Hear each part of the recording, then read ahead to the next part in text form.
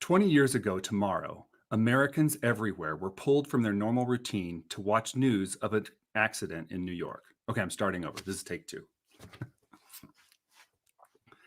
20 years ago tomorrow, Americans everywhere were pulled from their normal routine to watch news of an accident in New York. And then, with cameras from all angles pointed at the World Trade Center, I'm just going to read through this one time. This is a dress rehearsal, and then I'll do it again. With the North Tower, I'll start over for take three in case I happen to do perfectly. This is the problem. Would have been fine if I was live. So, okay, take three. This is for real. 20 years ago tomorrow, Americans everywhere were pulled from their normal routine to watch news of an accident in New York.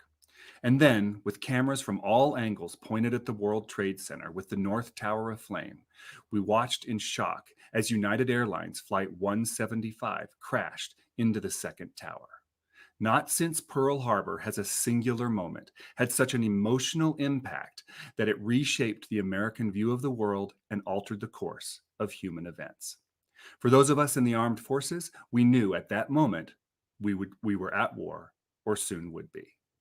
I'm Justin Wieland, the host of Seeking Context, broadcasting from Oakley, Kansas. This is the story of 7 service members and their experience from a time before and after the world changed. 20 years ago today, the aviators you just heard were, like all Americans, going about business as usual. They lived in the world of September 10th, a time before everything changed for all of us.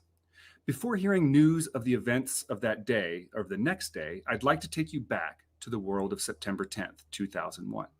It was a typical day in a world that may seem hard to remember for those of us alive at the time, and hard to comprehend for the generation that has grown up with 9/11 as something from a history book rather than a current event. For Americans, it was a time of relative peace and prosperity. The Cold War with Russia had ended.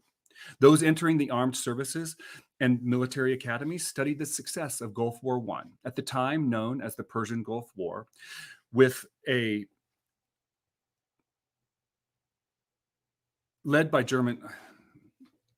success of Gulf War I, at the time known as the Persian Gulf War, led by General Norman Schwarzkopf, with a famous air campaign led by Lieutenant General Chuck Horner.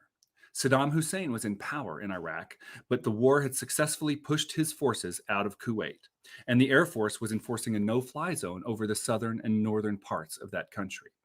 The U.S. military supported limited operations in other parts of the world, but by and large, there was a sense that we were in a time of peace that might well